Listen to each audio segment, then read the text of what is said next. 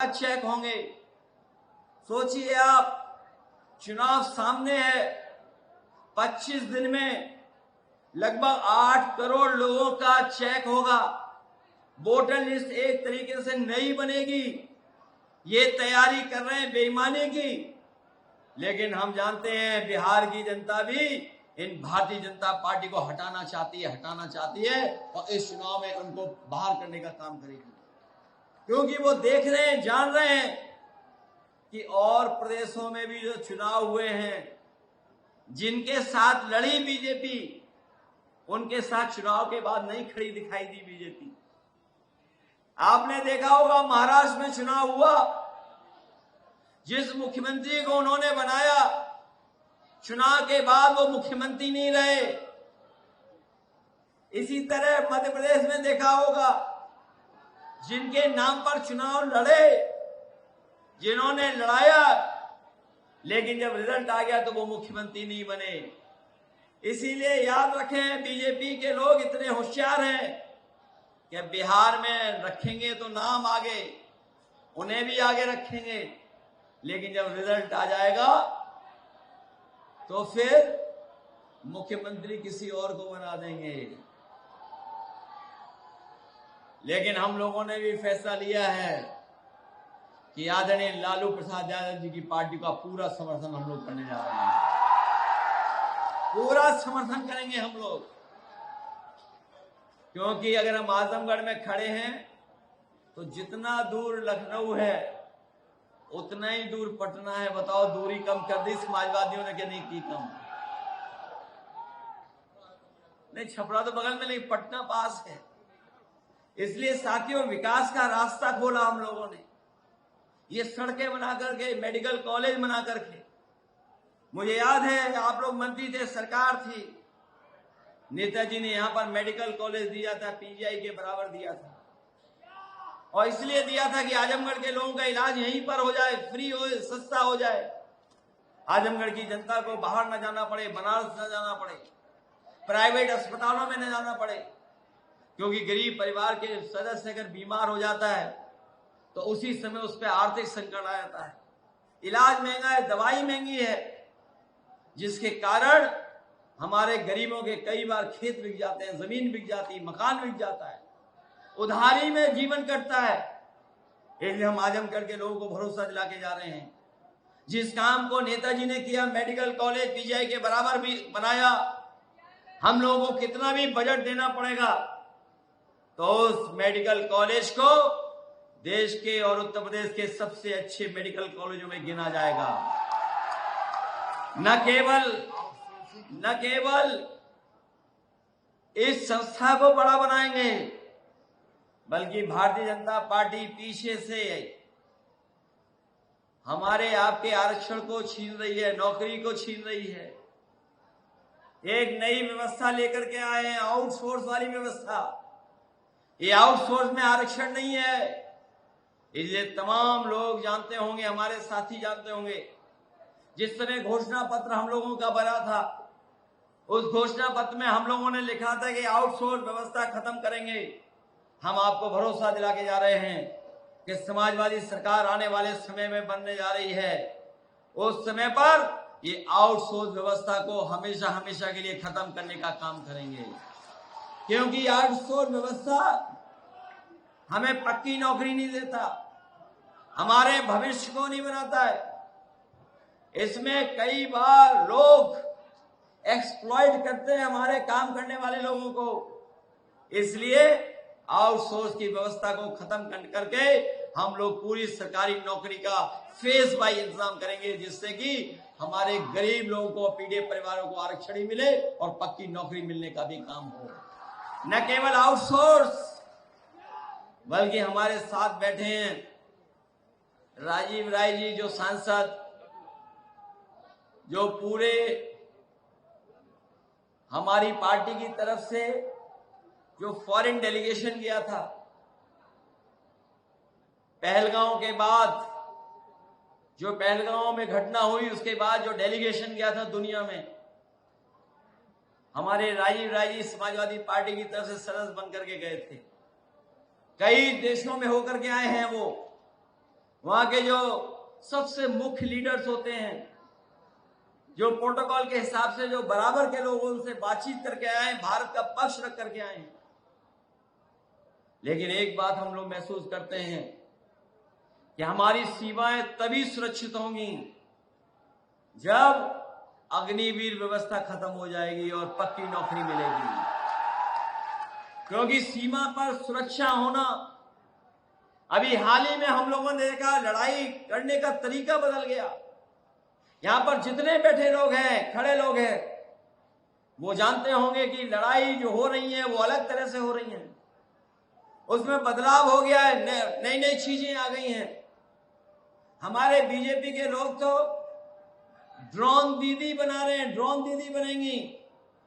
लेकिन दुनिया में जो ताकतवर देश हैं, उन्होंने अपनी फौज को ड्रोन के माध्यम से मजबूत बनाने का काम किया है। ये हमें आपको ड्रोन दीदी बना रहे हैं, खेतों को नपा रहे हैं। हम आपको भरोसा दिलाते हैं, समाजवादी लोग आएंगे तो अपनी फौज को मजबूत बनाने के लिए ट्रेनिंग के साथ साथ टेक्नोलॉजी, और टेक्नोलॉजी के साथ साथ अग्नि व्यवस्था हमेशा के लिए खत्म होगी, जिससे हमारे नौजवानों को पक्की नौकरी मिलेगी।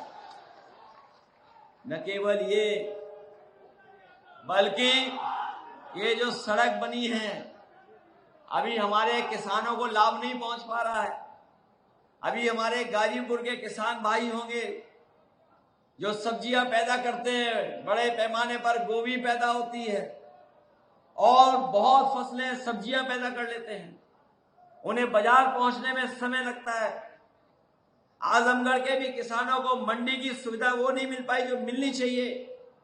हम आपको भरोसा दिलाते हैं, एक्सप्रेस वे तो बन गया है, इसके अगले चरण का विकास हम लोग आने वाले समय में, जब सरकार बनेगी 2027 में, सबसे प्राथमिकता में हमारा किसान, गरीब और गांव में रहने वाले लोगों की प्राथमिकता से विकास करने का काम करेंगे। ये तो आय दोगुनी कर रहे थे, ये किसानों की आय दोगुनी कर रहे थे। हमारे किसान भाई जानते होंगे, इन्हें नकली बोरी मिल गई, खाद नकली मिल गई। कुछ जिलों में तो नकली खाद में प्रधानमंत्री जी की फोटो आ गई। बोरी की चोरी तो पहले ही चल रही थी। लेकिन बताओ, महंगाई बढ़ते बढ़ते हमारे किसानों की आर्थिक स्थिति खराब हो रही है, बर्बाद हो गए। जहां खेत और खेती करने के हमारे लगातार जमीन कम होती चली जा रही है, वहीं सरकार की गलत नीतियों के कारण हमारे गरीब और किसानों के सामने संकट आ रहा है। इन्होंने जो अर्थव्यवस्था का रास्ता अपनाया है, जो आर्थिक तरक्की का रास्ता अपनाया है, ये रास्ता वो है जो हमें खुशहाली की तरफ नहीं ले जा पा रहा है। ये चीन पर निर्भर हो गए हैं। ये जितना सामान है सब चीन से आ रहा है। लोग जो कहते थे कि हम स्वदेशी अपनाएंगे, उन्हीं लोगों ने सबसे ज्यादा विदेशी बना दिया। जो लोग कहते थे स्वदेशी अपनाएंगे, उन्हीं ने हमें और आपको विदेशी सामान खरीदने के लिए मजबूर कर दिया। विदेशी सामान आ रहा है बाजार में, और अब तो ये भी हो रहा है कि गांव-गांव में लोग बैठे हैं, मोबाइल से ही ऑर्डर कर देते हैं कौन सा सामान चाहिए। कभी कभी 24 घंटे में, 48 घंटे में, 72 घंटे में उन्हें सामान मिल जाता है। बताओ, ये चीजें हो रही हैं कि नहीं हो रही हैं?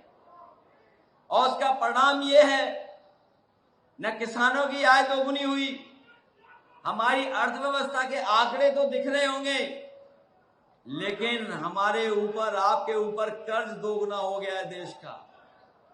अगर प्रति व्यक्ति के ऊपर हम देखें तो बताओ, कर्ज दुगना हो गया, आय बढ़ी नहीं, नौकरी मिली नहीं, रोजगार मिला नहीं, लेकिन कर्ज बढ़ा दिया इस सरकार ने। और जब कर्ज बढ़ता है तो याद रखना, हमारी आर्थिक नीतियों को भी वही देश अपने हिसाब से बनवाते हैं जो देश हमें कर्ज दिया करते हैं। इसीलिए हमारा देश भारतीय जनता पार्टी की नीतियों की वजह से कमजोर होता जा रहा है। आंकड़ों में तो दिखाई दे रहा है, लेकिन सच्चाई और जमीन पर नहीं दिखाई दे रहा है। इसलिए हम आप सबसे अपील करना चाहते हैं, जो विकास का रास्ता समाजवादियों ने अपनाया, यही खुशहाली का रास्ता है, यही विकास का रास्ता है, यही सामाजिक न्याय के राज की स्थापना के लिए रास्ता खोलता है, यही पीडीए की एकता को और मजबूत करेगा। इसलिए हमारी आप सबसे अपील है कि जो समाजवादी आंदोलन बाबा साहब भीमराव अंबेडकर जी ने दिया, लोहिया जी ने दिया, नेताजी ने दिया, और हम सब लोग उस आंदोलन के साथ चल रहे हैं। मंच वाले तो चल ही रहे हैं, आप सब लोग चल रहे हो। हमें पूरा भरोसा है कि 27 में भी इसी तरह का परिणाम आजमगढ़ से आएगा कि 10 में से 10 सीटें समाजवादी पार्टी जीत करके जाएगी।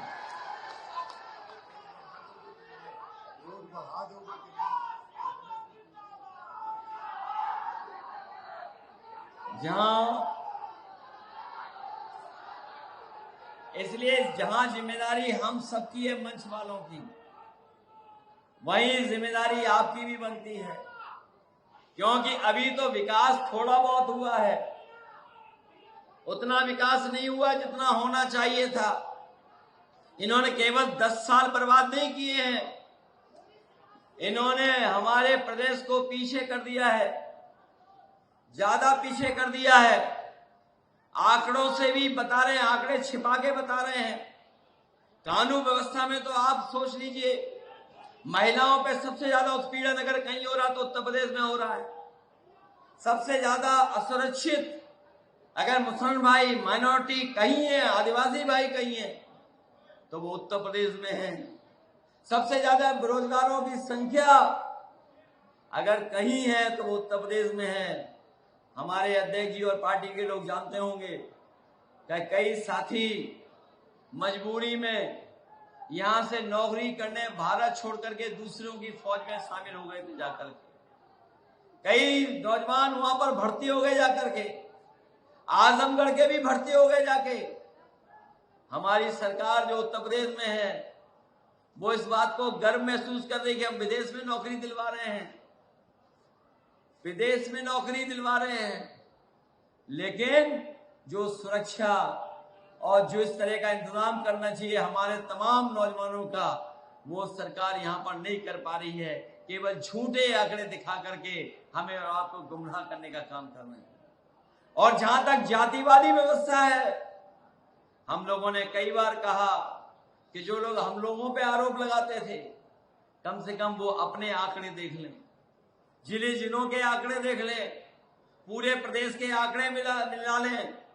और सच्चाई तो ये है कि इतना भ्रष्टाचार कभी नहीं हुआ जितना इनकी सरकार में हो रहा है।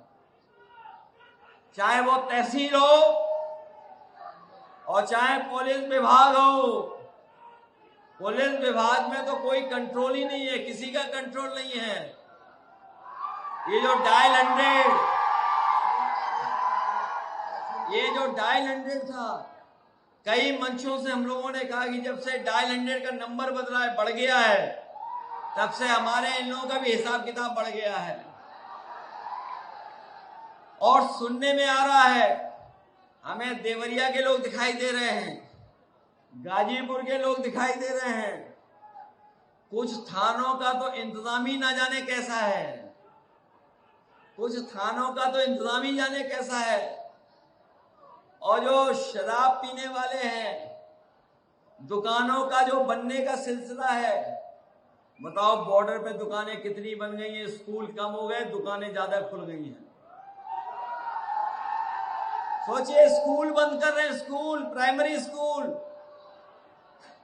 और ये प्राइमरी स्कूल उनको चिन्हित किए इन्होंने। ये जो प्राइमरी स्कूल 5000 हैं, अभी 5000, फिर 5000 बंद करेंगे। ये धीरे धीरे गरीबों से शिक्षा छीनना चाहते हैं, धीरे धीरे हमारी बेटियों को पढ़ाई से दूर रखना चाहते हैं। बताओ, अगर स्कूल 4 किलोमीटर 5 किलोमीटर दूर है तो कितने हमारे गरीब परिवार के लोग अपनी बेटियों को स्कूल भेज पाएंगे। और तब जब बीजेपी की सरकार में सबसे ज्यादा सुरक्षित महिलाएं और बेटियां हैं, और ये हम नहीं बोल रहे हैं, इनके सरकार के आंकड़े बता रहे हैं कि सबसे ज्यादा घटनाएं अगर किसी के ऊपर हो रही हैं तो हमारी बेटियों के ऊपर हो रही, माता बहनों के ऊपर हो रही हैं। तो सोचिए, स्कूल बंद हो जाएंगे तो गरीब परिवार के बच्चे कहां पढ़ने जाएंगे।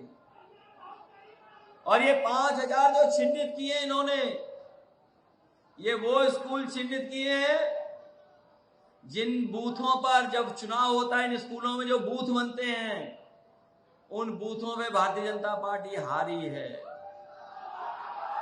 ये 5,000 वो गांव स्कूल चिन्हित किए हैं जिन बूथों पर भारतीय जनता पार्टी हारी है। केवल 5,000 स्कूल नहीं हटा रहे हैं, बल्कि बूथ 1,500 से 1,200 कर रहे हैं। जो 300 वोट हटेंगे तो सोचो ये अपनी मन मर्जी से लगा देंगे, किसी को इस बूथ पर, किसी को उस बूथ पर। ये सोची समझी रणनीति है और साजिश है। और इसलिए साजिश है क्योंकि अभी अभी पीडीए के वोट से भारतीय जनता पार्टी हारी है, अभी अभी हारी है। और जो पीडीए के लोग उधर जुड़े भी हैं, वो पीडीए से घबरा करके रास्ता खोज रहे हैं कि कैसे बीजेपी को छोड़ के जाएं। कई दल हैं जो चुनाव से पहले तैयारी करेंगे कि ये बीजेपी को छोड़ो, पीडीए के संग लगो। हम उस पे भी सावधान हैं। हम उन्हीं को लेंगे जिनकी जरूरत होगी, जिनकी जरूरत नहीं होगी उन्हें हम लोग नहीं लेंगे, क्योंकि हमारा इंडिया गठबंधन मजबूत दिखाई दे रहा है। पीडीए की रणनीति हम लोगों की कामयाब दिखाई दे रही है। इसलिए एक बार फिर हम आपको बधाई देते हैं कि जहां पर आजमगढ़ में कई बार लोग कई तरह के सवाल करते थे, अब आजमगढ़ में हम लोगों का पीडीए भवन बन करके तैयार हो जाएगा। अभी तो हम लोगों ने टेम्परेरी बनाया था, जल्दी में बनाया था, लेकिन आज 5 ईंटें रख दी हैं और 5 ईंट रखने के बाद हम लोगों का हॉल का भी काम हो जाएगा। हमें लगता है कि हॉल बड़ा ही बनाना पड़ेगा, क्योंकि ये जिला बड़ा है, 2 लोकसभा और 10 एमपी हैं।